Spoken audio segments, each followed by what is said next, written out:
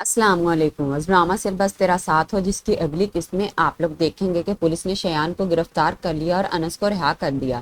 یہ بات شیان کی والدہ سے برداشت نہیں ہو رہی کہ ان کا بیٹا حوالات میں ہے اور انس گھر میں آرام سے گھوم پھر رہا ہے، اس لیے وہ امبرین سے بھی کہہ دیتی ہیں کہ تم تو خوش ہوگی نا، تمہارے چہیتے بھتیجے کو انصاف مل گیا۔ تو شاید امبرین آگے سے کہہ دے کہ بھابھی آپ جانتی ہیں کہ انس بے قصور ہے اور شیان کے حوالات جانے پر کوئی خوش نہیں ہے، لیکن اگر اسے ابھی اپنی غلطی کی سزا مل گئی تو وہ دوبارہ کوئی بڑی غلطی کرنے سے پہلے 100 بار سوچے گا۔ انس اپنی پھپھو اور دادا کے لیے کھانا لینے کچن میں گیا تو ادھر شہرین بھی آ گئی۔ وہ شاید انس سے کہہ دے کہ تم کتنے آرام سے کھا پی رہے ہو اور یہاں ہم صبح سے شیان کی پریشانی میں بھوکے بیٹھے ہیں۔ تو شاید انس اسے کہہ دے کہ تم یہ کھا لو، میں دادا اور پھپھو کے لیے اور بنا لیتا ہوں۔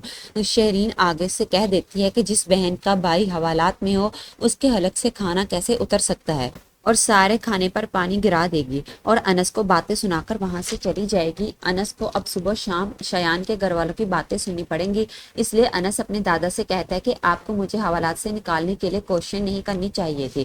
کیا ہو جاتا، حوالات میں تھا، جیل چلا جاتا، 10-15 دن بعد رہا ہو جاتا، لیکن پھر بھی وہ سزا اس سزا سے تو بہتر ہوتی جو مجھے اب صبح شام سننی اور سہنی پڑے گی۔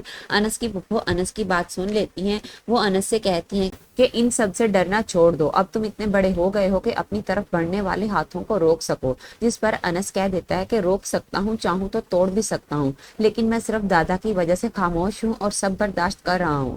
ادھر آنسا تو انس سے اس بات پر ناراض ہے کہ اس نے انس کے لیے اتنا کچھ کیا، سب اسٹوڈنٹ نے اس کی خاطر دن رات ایک کر دیے صرف اس لیے تاکہ اسے انصاف مل سکے، اور اس نے حوالات سے باہر آتے ہی ہمارے کیے کرائے پر پانی پھیر دیا۔ اسے تو ہماری کوششوں کی کوئی قدر ہی نہیں ہے، اس لیے یونیورسٹی میں انس جب اس سے بات کرنے کی کوشش کرے گا تو آنسا اسے اگنور کرتی ہے اور چلی جاتی ہے۔